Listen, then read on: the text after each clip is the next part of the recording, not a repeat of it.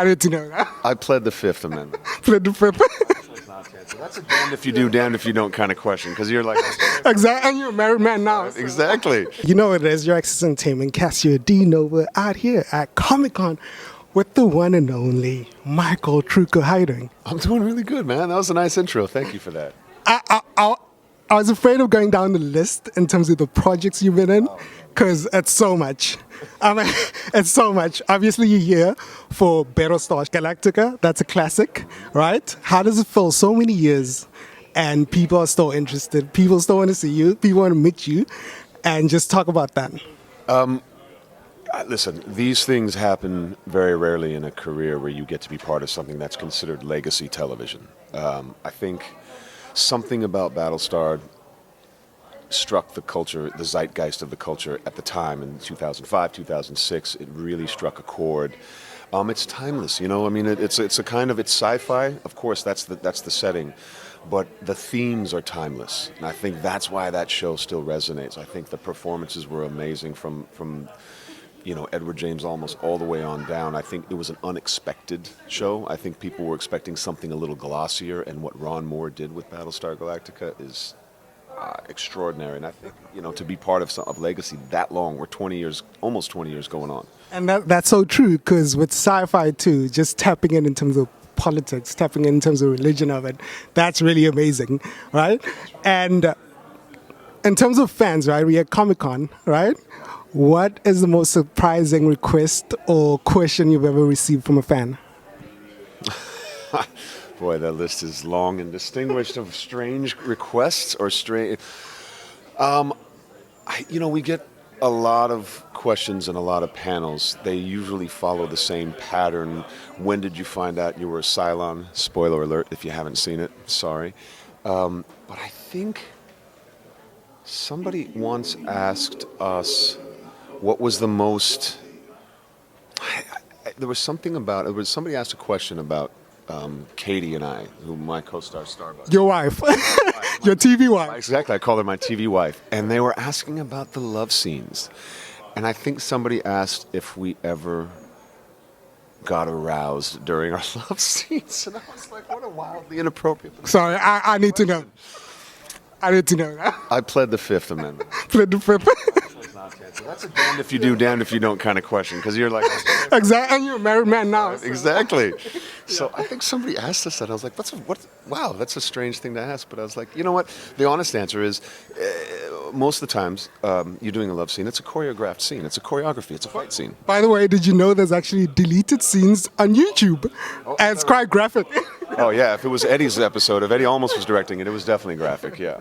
Yeah. And we got a little segment. It's called, This is a List of My Favorite Things, right? Just a couple of questions. Answer to the best of your ability. If you can't get to the answer, just say pause. Ready? I'm ready. All right. Favorite movie? Goodfellas. Favorite series? Breaking Bad. Favorite actor? Oh, that's so tough. I'm going to go on a limb and say it's between Christian Bale or Edward Norton. Ooh, okay. Favorite musical artist? U2. Favorite song? Impossible to answer. Pass. It gets harder. Favorite person? Favorite person? It's going to be my wife. Good answer. Good answer. Favorite guilty pleasure?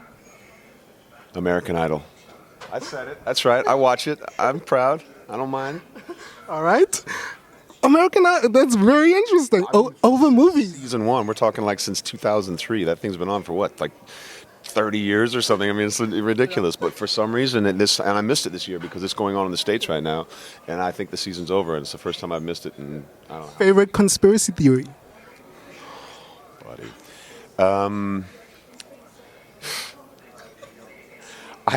My favorite conspiracy theory, the movie with Mel Gibson, because I think it's all bullshit, because there aren't any.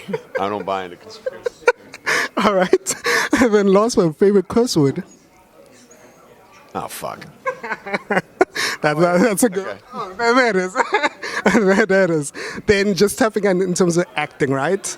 Your career, right? You've been in so many things. Right now you're in South Africa, shooting Average Joe. That's correct. Right? What's it been like in terms of experiences being in South Africa? This is my longest time in South Africa, my third time in South Africa. This has been an extraordinary experience because we've had the unique ability and the unique gift to shoot a series in Cape Town and use Cape Town for Cape Town, which is, I know it sounds confusing, but oftentimes you shoot a show on location and you have to pretend it's another city, you have to pretend it's another country, another town, you have to change license plates, you have to dress things to make it pretend we're in Pittsburgh. We took our season 2, which is this what we're shooting right now, and the action moved to Cape Town. So that's amazing. shoot this in beautiful city, these incredible locations. We were on top of Table Mountain a few weeks ago, and we out in Hout Bay, and we're shooting in Stellenbosch, and we're able to use the locations for what they are, and we have an incredible guest cast of local actors, which I think really. That's really amazing. And one of my favorite comedians is in the series, Dion Cole. Oh, come on. Yeah, I was like, I thought you meant a local one. I was like, who am I? No, Dion Cole. Dion, I mean, come on, he's a gem. He's an American. What's it like working with him? He's extraordinary. I mean, it's Dion. First of all, you're around one of the funniest men in the world.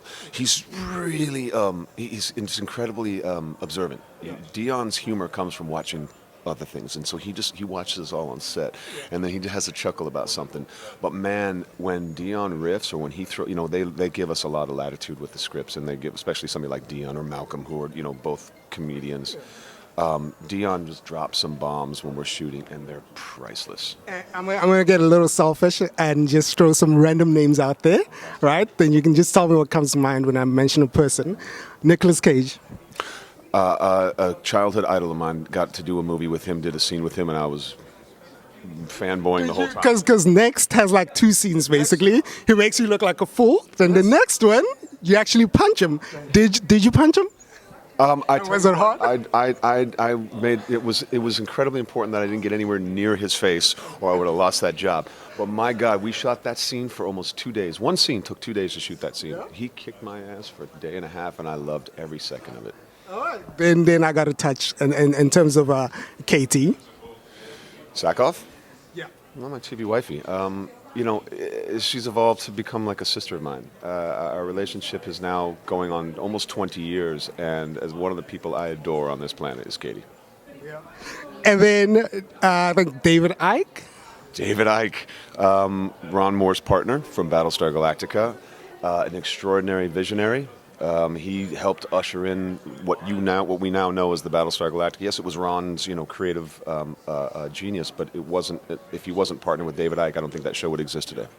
Russo brothers, dude, cinema royalty. Russo brothers. Don't know how, don't know when, but somehow I got on their radar. Was contacted earlier last year in 24 to come work on this movie, The Electric State. And a few months later, they asked me to come to London to work on Citadel.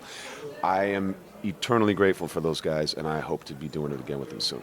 Yeah, we're about to wrap it up. I know you said being a policeman was one of your dream characters, right? Which you kind of achieved now because of Average Joe, right? What's the next one? Dream character. Well, I'm a little old for Superman, so I think that. I think I see you Batman. Like I could see you. Okay. See what I mean? Right, well, there you go. That's a mic drop. If anybody's interested in Batman 54, then sign me up. Yeah, that'd be great. And the last word to fans out there. Any last words? Oh my God, it sounds like my obituary. I'm not done. Stick around. Be patient. There's more of me to come. Yeah, there's so much of this guy. Like, go through Wikipedia and just binge watch. Thank you, Michael. Appreciate your time, man.